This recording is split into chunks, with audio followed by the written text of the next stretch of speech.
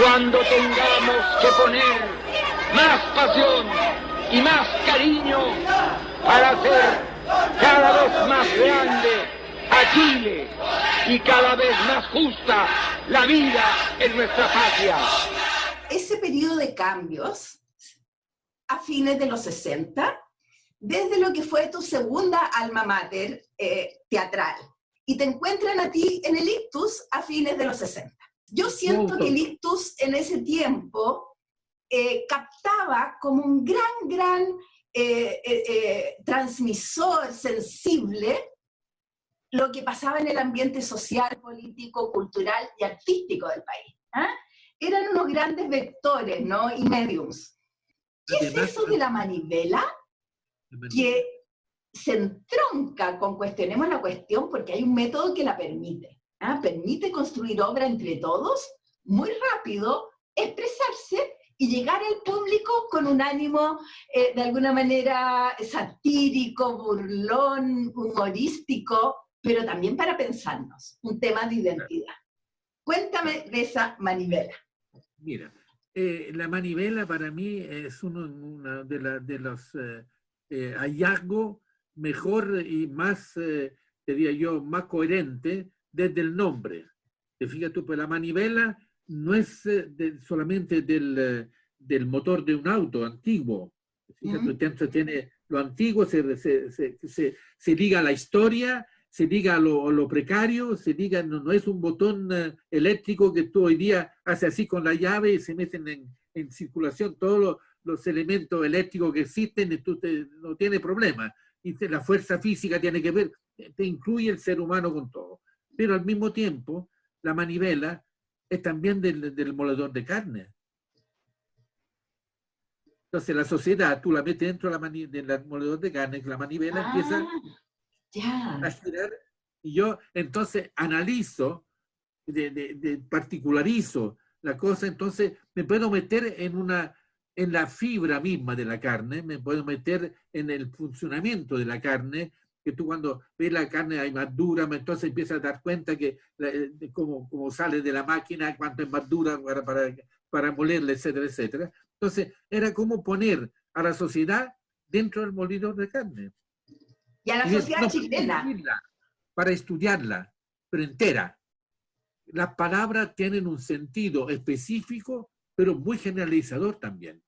Entonces, esto no podía tener otro que la manivela, porque te expresaba, porque, por ejemplo, el de la idea que nos llamó inmediatamente, porque cuando sale en el año 69, sale la primera vez la televisión nacional, ¿no? Te fijas tú, y sale como director de programación Guillermo Blanco, y llamó inmediatamente el Ictus.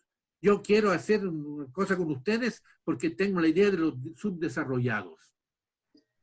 Incluso hablaba de la escenografía, a lo mejor un bastidor con tiza, porque había visto una cosa que yo había empezado cuando se empezó la televisión, la prueba de televisión, yo hacía la escenografía en el canal de la Católica, que era un bastidor gris porque no había color, y entonces con tiza dibujaba la escenografía. Fíjate.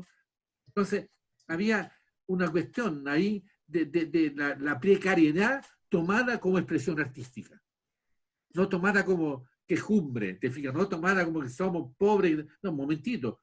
Yo cuando me hablo de Chile que conocí, era maravillosamente pobre y digno cuando lo conocí. No miserable, pobre. Es decir, escueto, es decir, sobrio, te fijas, sin mostrar lo operático y lujurioso, no lujoso de Estados Unidos, con todas las posibilidades. Era muy sobrio por razones concretas, no era una pose, era pobre, ¿te fijas tú? Entonces bueno, todas mis cosas contra la pobreza como marginación. Si la pobreza, ojalá sea el Estado, que todos nosotros seamos pobres en el sentido, no seamos tan apegados a las cosas de aquí que son efímeras, sea otra cosa más importante. Pero en fin, yo de repente me estoy dando cuenta que estamos hablando de algo. El teatro social es teatro de todo, ¿entiendes? Entonces, es decir, en ese aspecto, por eso nosotros, era cualquier tema que se podía tomar. Entonces, el teatro, si vamos a hablar, hablemos como hablamos y no como escribimos. Sobre todo que en la creación colectiva tú adquieres lo mejor de todo, porque es lo más espontáneo. Esa cuestión incluso de lo absurdo, el absurdo de que sale, de las cosas que salen de esas uniones de gente muy diversa que tiene libertad de expresión de decir lo que él quiere decir y cómo quiere decirlo. Pero, por ejemplo, para mí es muy importante también tener una cosa clara. Cuando nosotros hacíamos ese tipo de cosas, no nos reíamos de la gente, nos reíamos con la gente. Porque lo primero que nos reíamos de nosotros mismos, fíjate tú. Entonces, nosotros vivíamos en el teatro todo, ¿te fijas tú? Entonces, estábamos desde temprano ensayando, que se todo, llegaba la hora yo estaba en la puerta. Y empecé a ver gente que nunca no sabía y me preguntaba dónde es el teatro, porque nunca había ido a teatro. Entonces, empezamos a ver el flujo de una capa social que nunca había teatro. Entonces ahí vimos claramente el poder de llegada. ¿Te fijas tú? Incluso la sonrisa, digamos, la carcajada eran de la gente de otra clase. Pero cuando tú hablabas del pueblo, era sonrisa, porque se reconocían. Fíjate, nunca nosotros hicimos el curado, nunca hicimos el flojo, nunca hicimos el que hace violencia intrafamiliar, porque tratamos de pescar otra cosa. Nunca nos metíamos con grandes disquisiciones filosóficas, ni politólogos, ni nada. Y fíjate, en el fondo éramos expresión de lo que se sentía, éramos como catalizadores de lo que sentía la gente. Por eso tuvimos el éxito. Que eso nosotros creemos todavía, que hay una separación entre lo emocional y que lo separamos cuando uno analiza, ¿no es cierto?, de lo intelectual. Y resulta que es toda una cosa, es absolutamente toda la misma cosa. ¿Te fijas tú? Entonces, me parece a mí que es todo un menjunje que uno se tiene que dejar llevar del momento preciso. Se le ocurrió, nunca nadie dijo, oye, estáis loco pensando esta cosa, al revés. Claro, tampoco tenían censura entre ustedes, ¿no? Se regulaban. Todo. Mira, eso es creer una cosa que el teatrista que lo siente de verdad, el teatro, sabe que el escenario vomita lo que no le sirve. Tú no tienes que hacer ninguna selección. ¡Pum! ¡Pum! Hay como una cosa que el hacer teatro, y yo creo, estoy convencido, después de esa experiencia personal, que Shakespeare escribía después de haber dirigido la obra. Claro, claro. Escribía la puesta en escena. Creo mucho en lo efímero. Fíjate, el teatro me dio esa tranquilidad, que todo es efímero. Castillo Velasco, el primer rector laico de la Universidad Católica, puesto allí gracias a las grandes desestructuración y rearticulación que provocó el movimiento estudiantil, y que a la vez tú en ese tiempo eras profesor de la Católica, porque mientras estabas en el Ictus, tú eras profesor en la Escuela de Educación de Pedagogía en el arte, o para el arte.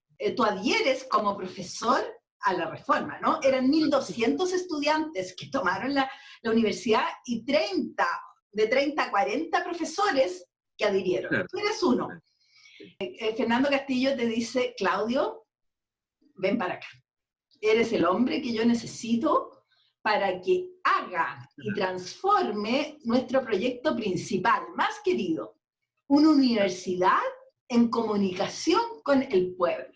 ¿Ah?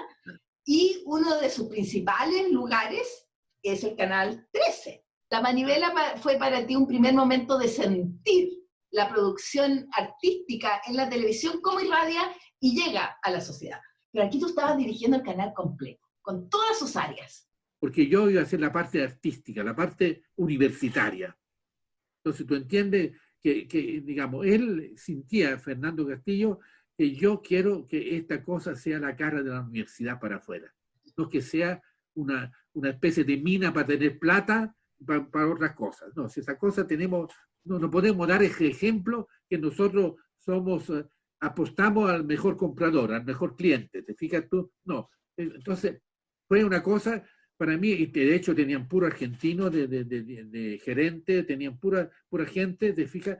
Y yo me empecé a trabajar con Alfredo Escobar, que era mi director de programación, y lo llevé hice la primera gira que hizo un director detrás de la cortina, te fijas tú, para ir a los países socialistas, para ver la televisión polaca, la televisión que yo tenía, había cosas maravillosas que seguí todo, ver cómo lo podían hacer. Improvescamos las cosas, seamos más sobrios, pero aquí tenemos que hacer una cosa diferente, ¿te fijas? Entonces eso, los otros lados lo tomaron como socialismo, como una cosa ya, imposición, qué sé yo y todo. Pero al mismo tiempo creo que se hizo algo. Yo subí a gente muy joven, como Oscar Rodríguez, como Hugo Arévalo, que eran muy buenos camarógrafos, usted tiene que dirigir. Y venía saliendo incluso de una beca a Londres para estudiar. No, ustedes fueron para allá, ustedes van a hacer, pruébense aquí. Ustedes, televisión universitaria, tiene que ser experimental. No, que nosotros no somos directores, tienen que dirigir, tienen que ver las cosas. Entonces después empezaron Oscar con el asunto de la teleserie, y Hugo Arévalo con todos los documentales de Neruda. Es decir, hice los 9 documentales de Neruda. Fíjate tú, actuando él, tiene uno precioso de los trenes, donde logró manejar una locomotora, Neruda, como cabros chicos, y filmado mientras manejaba la locomotora. Es decir, en blanco y negro, esos documentales deben estar una maravilla. Y creo que lo llevamos por primera vez, no conocía la isla de Pascua. Y fue el primero que, por suerte, Hugo tuvo toda la visión de llevar él por su cuenta película en color, para hacerla en color para él, para hacer otro documental. Y de hecho tiene filmado Neruda debajo de un moai. Dijo, descubrí, velo hoy día, tal cosa de enero de 1969 o 70, descubrí lo que es el misterio de la isla de Pascua, de dónde son. Y empieza a decir, son hijos del viento, hijos de las mareas. Y mira, empieza esa cosa maravillosa, impresionante, improvisando una cosa poética de como quienes son los habitantes de la isla de Pascua. Pero Claudio, lograste que el espíritu de la improvisación en el espacio, con la situación, con el amalgamiento, con tu conversación, fluyera la creatividad de Neruda y alguien lo filmó en acto. Impresionante, fue una cosa maravillosa eso, que haya eso nomás y verlo gozar con locomotora, como cabro chico, así, como era un señor raro, porque había vestirlo con pantaloncito corto de marinerito, porque estaba tan feliz como un niño, y echaba el carbón ahí adentro, todo hacía todo lo hacía todo.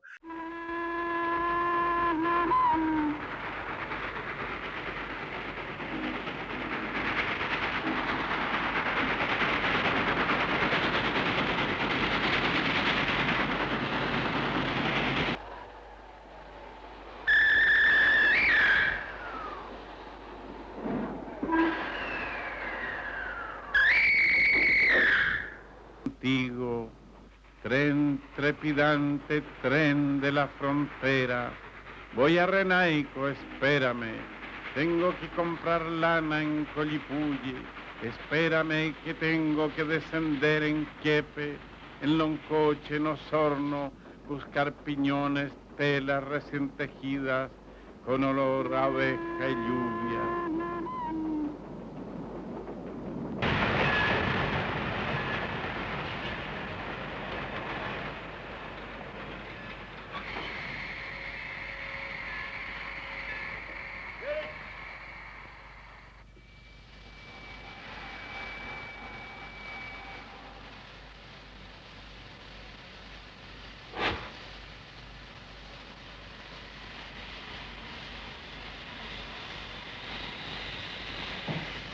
Era precioso.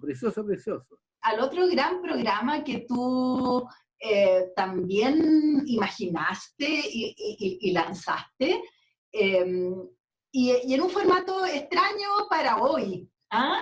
Como era, por ejemplo, que a un noticiario, sabemos la importancia, sobre todo también en esa época del noticiario, porque había una efervescencia política muy grande y en el noticiario se jugaban muchas situaciones, digamos, de qué puntos de vista ahí aparecían, ¿no? Y seguro que tú con el departamento de prensa tuviste problemas de presiones y todo eso, pero a esos noticiarios tú incorporaste una coda como con un gesto artístico, que adentro del noticiario de repente aparecía un señor maravilloso, como un poco antiguo, con una capacidad, afabilidad, de contacto con los que sabía él que lo estaban mirando, y era nada menos que el director del Museo Nacional de Bellas Artes de entonces, ¿cierto? Nemesio Antúnez, que hacía un ojo con el arte. Yo pensé de repente, mira, y lo llamé por teléfono y dije, mira, Nemesio, no puede ser que nosotros nos quedemos sin hacer nada. Hay un momento en el cual, el momento preciso para que la gente se ponga de acuerdo. Está tú y yo, que somos artistas visuales. Estamos metidos en el arte, hemos vivido el arte todo el tiempo, y resulta de que tú estás en el Museo de Bellas Artes y yo estoy en el Canal 13. No tenemos perdón de Dios si no hacemos nosotros un programa de arte en el canal. Me dijo al tiro, ya, yo voy. Y empezamos a trabajar y ver qué podíamos hacer. Y entonces, eso fue intuición, te digo, no fue nada de grandes pensadores ni nada. ¿Cuál es el mejor momento para darlo? Cuando la gente está clavada en el televisor. Y con el tiempo que vivíamos, cuando están las noticias. Todos estaban así, viene el golpe, no viene el golpe, viene la cuestión, ya estábamos ya en la etapa de casi llegando a los antagonismos irreconciliables socialmente hablando. Entonces, bueno, como hoy día con el virus, te fijas tú, todo el mundo pesca, tiene que venir, entonces ahí sabemos que tenemos una audiencia cautiva. Entonces, ¿dónde tiene que estar un programa cultural? Pegado al noticiero. Es el mejor momento, el momento más de contacto con el público. Entonces dijimos, bueno, y ahí tenemos problemas, sí, que nos parecen muy largos. No importa. Y dije, entonces se le ocurrió al tiro, ojo con el arte. Me basta con un cuadro a la vez, que era todos los días, de 1 minuto y medio, 2 minutos. 3 minutos, 3 minutos. Igual que son los spots de televisión, no duraba más que un spot de televisión. Pero eran tan surrealistas. Ver a un señor, primero, porque él era además, era muy teatrero, le encantaba toda la cosa. El dedo aquí, mira, ojo con el arte, bien encima, está bien encima, me decía, sí, estoy con tu ojo nomás, ya, perfecto. Entonces, ojo con el arte, qué sé yo. Y habría un libro, y habría, por ejemplo, yo me acuerdo, uno que de repente, uno primero, empezó al tiro, nada de historia del arte, nada. Van Gogh al tiro, los impresionistas, Picasso, es decir, revolver un poco las cosas, no hacer una cosa pensada, hay que meter a poco a la gente del pueblo, que si no. Entonces, ver a Nemesio, con un dedo de Nemesio, diciendo, mire, aquí la textura se puede ver porque entonces la cámara se metía, pero aquí con estos colores maravillosos, aquí el violeta mezclado con esto, y todo en blanco y negro. Todo en blanco y negro. Entonces, hablaba de los colores surrealistas y la gente creo que tenía tal poder de convencimiento que veía los colores. ¿Me explicas tú? Y entonces era especialísimo esa cosa que se le ocurre también a otros. La primera cosa que te dice, pero no se puede hacer un programa así porque es blanco y negro. Y se hizo. Y la gente todavía se recuerda. Los más viejos se acuerdan todavía de eso. Qué extraordinario. El despertar a otra manera de ver el arte. Fíjate tú, con lenguaje sencillo, con un lenguaje llano, absolutamente llano, que después se metió con los niños, tanto así que tenía una cosa con los niños que tenía cualquier audiencia de niños. Y de hecho, en YouTube, que la gente tendría que verlo, hay muchas de las cosas de ojo con arte. La primera, donde tuve la pared del taller de Nemesio, lleno de dibujos de niños, él hablando de los dibujos de los niños, ¿te fijas tú? Y le daba consejos. No, y él a través de Ojo con el Arte empezó a convidar al museo. Entonces él salía con la campana, acuérdate, salía con la campana a la entrada del museo. Primero entró, vengan, vengan, vengan. Y de repente se le ocurrió, vengan, vengan, vengan, para hacerle el contrapunto a la escuela. Aquí, vengan aquí, que esto es mucho más entretenido que la escuela. Vengan para acá. Esto, con la campana, la misma campana, y a la escuela, despierten al arte. Todo esto tengo que reconocer una libertad absoluta por parte de la rectoría de la universidad, que Fernando tenía una confianza en mí que todavía tengo que pasar 20 años más seguir agradeciendo lo que fue. que realmente me dejó hacer esa cosa maravillosa, porque entonces uno se pone a prueba a sí mismo. Siempre le echamos la culpa al empedrado, pero aquí, si salió mal, aquí está el pecho, disparen sobre el pianista, porque yo soy el que toqué, fíjate, porque la libertad la tuve toda, fíjate. Estupendo, Claudio. Y para cerrar, ¿qué te parece si nos preguntamos por qué cuando tú sales y hay todo un conflicto, digamos, político, que no lograron sostener tu figura ahí cuando va ganando, digamos, las fuerzas de derecha dentro de la Universidad Católica, tanto de la FEUC como de cierto profesorado? Tú vuelves al Ictus, cierto, aparte de muchas otras cosas que siempre haces, y en el Ictus, justamente cuando tú vuelves en el 72, de nuevo recurren a la creación colectiva para hacer teatro, ¿cierto? Seguían haciendo la manivela, pero en ese mismo formato, rescatan la experiencia cuestionemos la cuestión del 69, que había quedado ahí, se había derivado a la manivela, y ahora la recuperan para el teatro de nuevo, en una obra que se llama 3 noches de un sábado. Hay toda una cuestión ahí, donde efectivamente, con 3 noches de un sábado, se pudo decir, mira, ¿cómo decimos? Que lo que pensamos adentro también. ¿Te fijas tú? ¿Cuál es nuestra? Una cosa es ser reflejo de la sociedad, pero también estamos nosotros dentro de la sociedad. Es decir, digamos, mojémonos un poco el potito y ver qué pensamos nosotros, que la gente siempre. Que aquí evidentemente hay 3 formas de querer según la sociedad, el nivel social en que tú estás. Tomado el punto de vista sociológico, no social, porque el social es mucho más libre que la sociología. ¿Te fijas tú? La sociología categoriza, la sociedad está todo mezclado. Porque hay gente de la clase baja que tiene mentalidad de clase alta que tiene mentalidad, hay muchas mezclas, ¿te fijas tú? Pero en fin, algo por esto pasa así. Nosotros con Cornejo tratamos de hacer la primera, ¿no es cierto? Que era, porque él estaba metido con el asunto de la clase alta, que como se sigue todas las cosas, y diría yo que es la que más salió con estereotipos, porque nadie debería haberlo hecho la Delfina, la clase alta. Había hecho el texto la Delfina, porque ella venía de ahí, qué sé yo, entonces uno sabe. Es decir, la Delfina cuando la conocí yo al comienzo, en su casa, la mamá le había puesto un mozo con chaqueta blanca, para servían a la mesa, ¿te fijas? Entonces, ella también, así como un gesto así casi teatral, lo hizo a veces en la fiesta que tenía en su casa también, pero es una cosa de sabio también, reconoció Cuartel ya al final de su vida, te fijas, ya está reconociendo Cuartel. Pero, y lo otro también, en la clase media, dijimos, aquí somos nosotros, oficinistas, te fijas.